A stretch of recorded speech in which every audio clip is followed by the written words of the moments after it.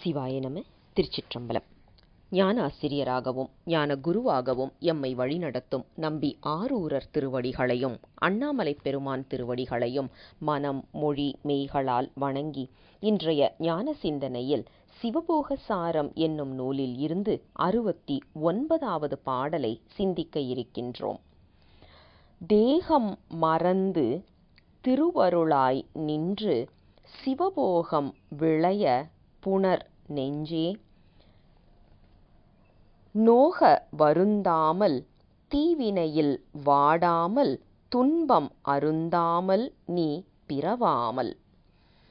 இன்றைய பாடல் நமக்கு நேற்றைய சொன்ன அந்த பாடலின் தொடர்ச்சியாகத்தான் இன்றைய பாடலையும் நமக்கு அமைத்து கொடுத்திருக்கின்றார் நம்ம குரு முதல்வர்.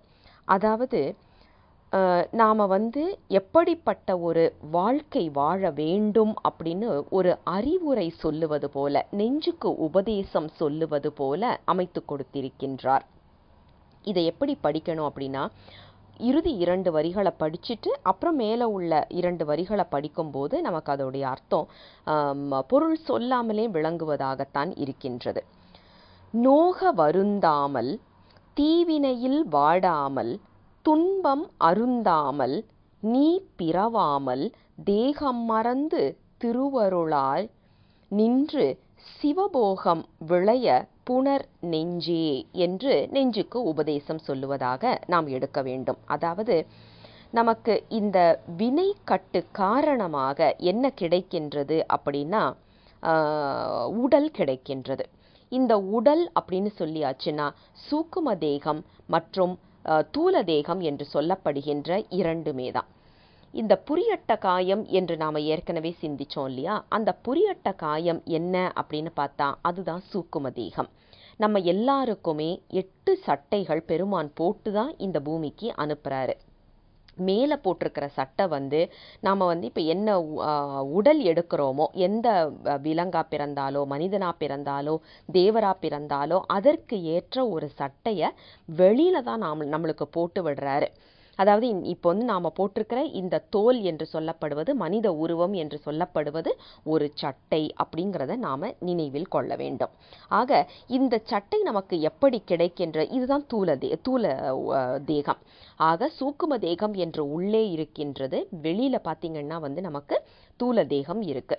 இந்த 2ம் நமக்கு எதனால் வருகின்றது அப்படின்னு நாம் பார்த்தோம்னா, அந்த ரூட் காஸ் அனாலிசிஸ்ன்னு சொல்லுவோம் இல்லையா, அதை நாம் எடுத்து பார்க்கும்போது எதனால் நமக்கு இந்த உடல் எடுக்கிறோம் அப்படின்னா வினையின் காரணமாகத்தான் உடலை எடுக்கின்றோம்.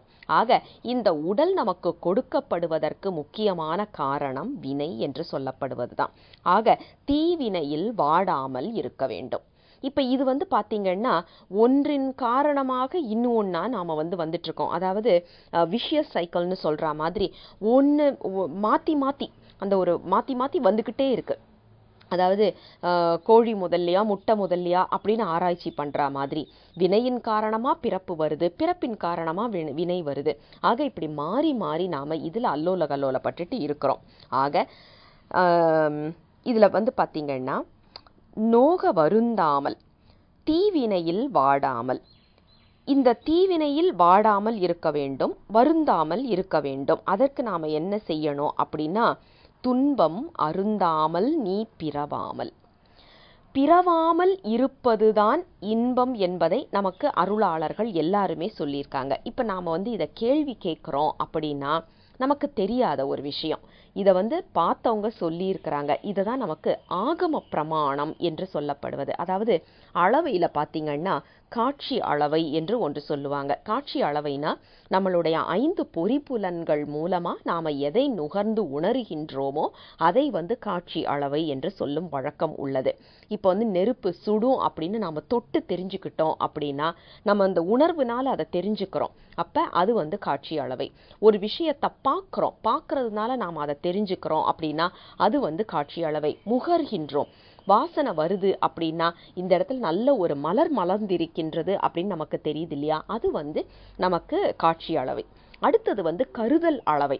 ஒன்றை வைத்து இன்னொன்று பார்க்கல, ஆனால் ஒன்றை வைத்து அதோடு அசோசியேட் ஆகிருக்கிற இன்னும் ஒரு பொருளை நாம் புரிந்து கொள்ளுவது தான் கருதல் அளவை என்று சொல்லப்படுவது.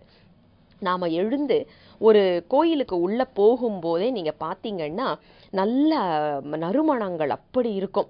அப்போ நம்மளுக்கு உடனே தெரியும், சரி நறுமணம் வருது, நாம் இன்னும் சாமியை பார்க்கல, ஆனால் அபிஷேகம் முடிஞ்சிருக்கு போல இருக்கு, ஆரத்தி காமிச்சிட்ருக்குறாங்க போல இருக்கு அப்படிங்கிறது. ஏன்னா அந்த மணி ஓசையிலேயே நம்மளுக்கு தெரிஞ்சிடும், நல்ல அந்த தூப தீபங்களில் நமக்கு தெரியும்.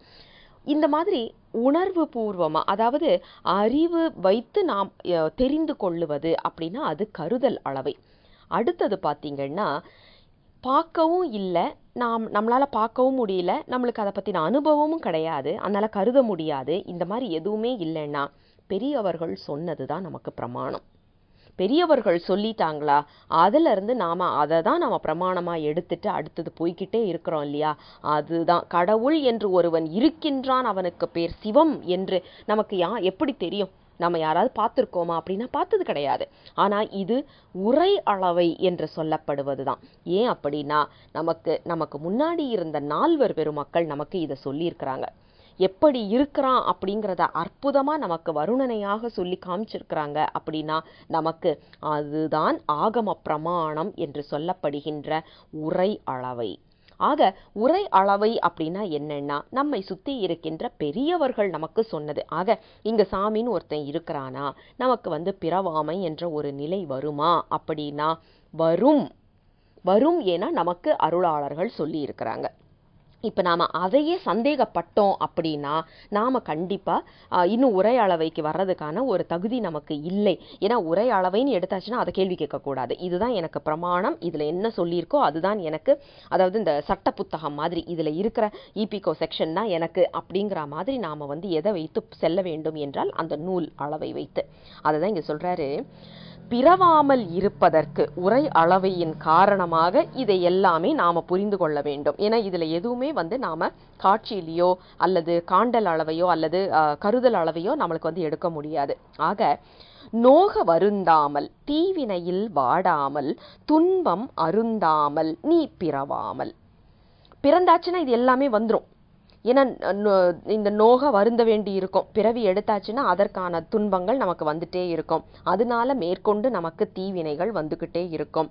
அதுக்கப்புறம் பார்த்தீங்கன்னா தேவையில்லாத துன்பங்கள் அருந்தி கொண்டே இருக்கின்றோம். இன்பமாக இருந்தாலும் சரி துன்பமாக இருந்தாலும் சரி நாம் அதை உட்கொண்டு கொண்டே இருக்கின்றோம். இதனால என்ன ஆயிடுது, உடல் எடுக்கின்றோம். தேகம் மறந்து, ஏன்னா இது அடுத்தது சொல்றாரு, தேகம் நாம் மறக்க வேண்டும். எப்போது தேகத்தை மறப்போம் அப்படின்னா பிறவி என்பது நமக்கு இல்லை என்ற சூழலில்தான் இந்த தேகத்தை நாம் மறப்போம். ஆக தேகம் மறந்து திருவருளாய் நின்று பெருமானின் திருவடி இன்பமே நிலை என்று அதிலேயே திளைத்து இருந்து சிவபோகம் விளைய புனர் நெஞ்சே. சிவபோகம் என்று சொல்லப்படுகின்ற பெருமானின் திருவடி இன்பத்தில் என்றுமே நிலையாக அதிலேயே அழுந்தி இருப்பதற்காகவே உனது வாழ்க்கையை செலவு செய் என்று இந்த நெஞ்சத்திற்கு செய்கின்ற ஒரு உபதேச பாடலாக இன்றைய பாடலை நமக்கு ஆசிரியர் அற்புதமாக அருளி செய்து கொடுத்திருக்கின்றார். நமக்கு இந்த பாட்டு பார்த்தீங்கன்னா நம்பி ஆரூரருடைய திருவலிவலம் என்ற பதிகம், அதாவது 67வது திருப்பதிகம், வலிவலம் திருப்பதிகத்தில் 7வது பாட்டு பார்த்தீங்கன்னா இந்த குறிப்பு அப்படியே நமக்கு இங்கே பிரதிபலிக்கிறத பார்க்குறோம். அல்லது 7ஆம் திருமுறையில் உள்ள கருத்து நமக்கு 69வது பாடலில் வருவதை பார்க்க முடிகின்றது. ஏன்னா நம்பியோடைய காலம் இது, இவருக்கு நம்ம குருமுதல்வர் காலத்துக்கு முந்தைய காலம் என்பதை நினைவில் வைக்க வேண்டும்.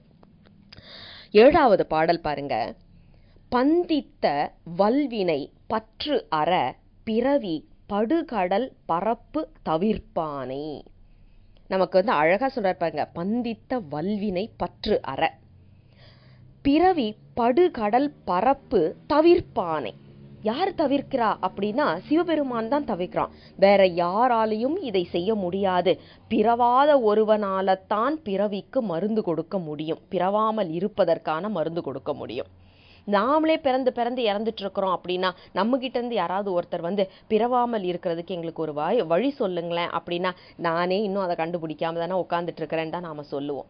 நமக்கே இல்லாத ஒரு விஷயத்தை நாம பிறருக்கு சொல்லிக் கொடுக்கவும் முடியாது, நாம செய்யவும் முடியாது. ஆக பெருமான் பிறவா யாக்கை பெரியோன். அப்ப பிறவாதவனால் தான் நாம் மீண்டும் பிறவாமல் இருக்கக்கூடிய நிலைப்பாட்டுக்கு நம்மை எடுத்து செல்ல முடியும். அந்த குறிப்பை தான் இதுல சொல்றாங்க. பந்தித்த வல்வினை பற்று அற பிறவி படுகடல் பரப்பு தவிர்ப்பானை. சந்தித்த திரளால் பணிபூட்டி தவத்தை ஈட்டிய நல் அடியார்க்கு சிந்தித்தற்கு எளிதாய் திருப்பாதம் சிவலோகம் திறந்து ஏற்றவல்லானை.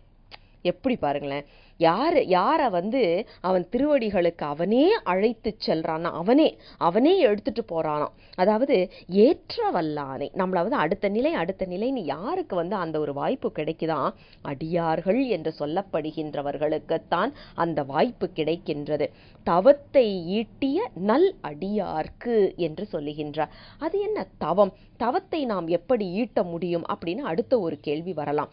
ரொம்ப சுலபம். தவம் ஈட்டுவது என்று சொல்லியாச்சுன்னா நாம செய்ய வேண்டியது ஒண்ணுதான். போய் நல்ல ஒரு மலையிலையோ குகையிலையோ உட்காந்துட்டு 3 வேளை சாப்பாடு இல்லாம தண்ணி இல்லாம காற்றை மட்டுமே சுவாசித்து கொண்டு ஒற்றை காலில் நின்று தவம், இது எல்லாம் தவமே கிடையாது. மனத்தில் பெருமானை நிறுத்தி கொண்டு திருமுறைகள் படித்தாலே அது தவம் என்பதுதான் நமக்கு அருளாளர்கள் வாழ்ந்து காண்பித்த வழி என்பதை மறந்துவிடக்கூடாது. ஆக சிவலோகம் திறந்து ஏற்ற வல்லவனை நாம் வணங்குவதற்கு என்ன செய்ய வேண்டும் என்றால் அடியார்களாக இருக்க வேண்டும். அடியார்களாக இருப்பது என்றால் முழுநீறு பூசிய முனிவர் என்று சொல்லப்படுவது போல திருநீரும் கண்டமணியும் திருமுறைகளும் 5 எழுத்தும் என்றுமே நம்மை விட்டு நீங்காமல் இருந்தால் பெருமான் என்ன செய்கின்றான்? பந்தித்த வல்வினை பற்று அற பிறவி படுகடல் பரப்பு தவிர்க்கின்றான். இதே குறிப்பை நமக்கு சைவ சித்தாந்த சாத்திர நூலாக இருக்கின்ற போற்றிப்பகரோடையில 22வது கண்ணி பார்த்தீங்கன்னா நமக்கு இந்த குறிப்பு வரும். அதாவது பந்தித்த பாச பெருங்கயிற்றால் பல்லுயிரும் பாலிக்க நேசத்தை வைத்த நெறிவோற்றி என்று. பந்திக்கின்றான், இதை விட்டு வெளியில் கொண்டு வரவும் அவன்தான் செய்கின்றான். நம்மளை யார் இதுல பிணிக்கிறாங்க அப்படின்னா பெருமான் தான். அதாவது ஒரு சாவி இருக்கு, அந்த சாவி தான் பூட்டவும் செய்யுது திறக்கவும் செய்யுது. நம்மளை பிறப்புல தள்ளுறதும் அந்த சாவி தான், வெளியில கொண்டு வர்றதும் அந்த சாவி தான். அந்த சாவி என்று சொல்லப்படுவதுதான் நம் சிவபெருமான். அந்த சிவபெருமானுக்கு ஏற்ப அவன் நம்மளை திறப்பதற்கு ஏற்ப, பிறவியில் இருந்து திறந்து வெளியில் கொண்டுவதற்கு ஏற்ப நம்மை நாம் தயாராக வைத்து கொள்ள வேண்டும். அதுதான் இன்றைய பாடலின் சாரம் என்பதை விளங்கிக் கொண்டால் அற்புதமான ஒரு பாடல் இன்றைய பாடல். 69வது பாடல்.